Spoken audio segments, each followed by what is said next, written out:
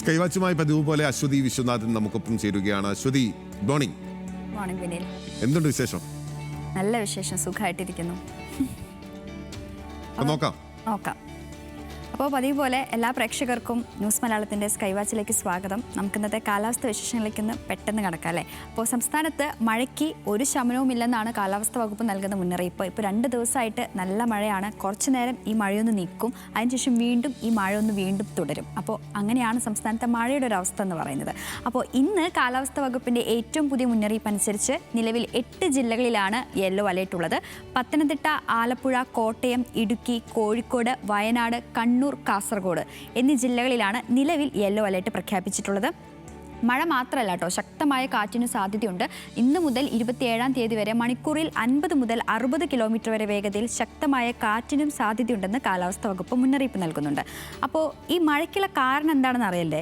ന്യൂനമർദ്ദമാണ് കാരണം. പടിഞ്ഞാറൻ പസഫിക് സമുദ്രത്തിൽ രൂപപ്പെട്ട വിഫ ചുഴലിക്കാറ്റ് ചക്രവാത ചുഴിയായി ദുർബലമായി അടുത്ത 24 മണിക്കൂറിനുള്ളിൽ വടക്കൻ ബംഗാൾ ഉൾക്കടലിലേക്ക് പ്രവേശിക്കാനുള്ള സാധ്യതയുണ്ട്.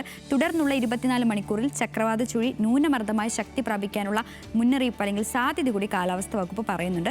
അതുകൊണ്ട് തന്നെ ഈ ന്യൂനമർദ്ദം നിലവിലുള്ളതുകൊണ്ട് തന്നെ ഇനി അങ്ങോട്ട് കുറച്ച് ദിവസം നല്ല ശക്തമായിട്ടുള്ള മഴയായിരിക്കും, അതിനൊപ്പം കാറ്റും ഉണ്ടായിരിക്കുമെന്നാണ് കാലാവസ്ഥ വകുപ്പ് പറയുന്നത്. അപ്പോൾ സംസ്ഥാനത്തെ മഴയുമായി ബന്ധപ്പെട്ട പ്രധാനപ്പെട്ട മുന്നറിയിപ്പുകൾ എങ്ങനെയൊക്കെയാണ്? ഇനി നമുക്ക് മറ്റ് നിർദ്ദേശങ്ങൾ എന്തൊക്കെയാണെന്ന് പരിശോധിക്കാം അല്ലേ. ഉയർന്ന തിരമാല ജാഗ്രത നിർദ്ദേശം ഇന്ന് കാലാവസ്ഥ വകുപ്പ് നൽകുന്നുണ്ട്. കേരള തീരത്ത് ഇന്ന് ഉയർന്ന തിരമാലയ്ക്കും കടലാക്രമണത്തിനും സാധ്യതയുണ്ടെന്ന് ദേശീയ സമുദ്രസ്ഥിതി പഠന ഗവേഷണ കേന്ദ്രം അറിയിച്ചിട്ടുണ്ട്. അതുപോലെ കന്യാകുമാരി തീരത്തും കടലാക്രമണത്തിന് സാധ്യതയുണ്ട്. അതുകൊണ്ട് തന്നെ ഈ കടൽക്ഷോഭം രൂക്ഷമാകാൻ സാധ്യതയുള്ളതിനാൽ മത്സ്യത്തൊഴിലാളികളും തീരദേശവാസികളും ജാഗ്രത പാലിക്കണമെന്നും കാലാവസ്ഥ വകുപ്പ് മുന്നറിയിപ്പ് നൽകുന്നുണ്ട്. അടുത്തതായി മത്സ്യത്തൊഴിലാളികൾ ജാഗ്രത നിർദ്ദേശമാണ്. കേരള, കർണാടക, ലക്ഷദ്വീപ് തീരത്ത് ഇന്ന് മത്സ്യബന്ധനത്തിന് വിലക്കുണ്ടെന്ന് കാലാവസ്ഥ വകുപ്പ് മുന്നറിയിപ്പും നൽകുന്നുണ്ട്. അതുകൊണ്ട് തന്നെ തീരദേശവാസികളും മത്സ്യത്തൊഴിലാളികളും അതിനനുസരിച്ച് ജാഗ്രത പാലിക്കുക, അധികൃതരുടെ നിർദ്ദേശങ്ങളെല്ലാം തന്നെ കൃത്യമായി അനുസരിക്കുക.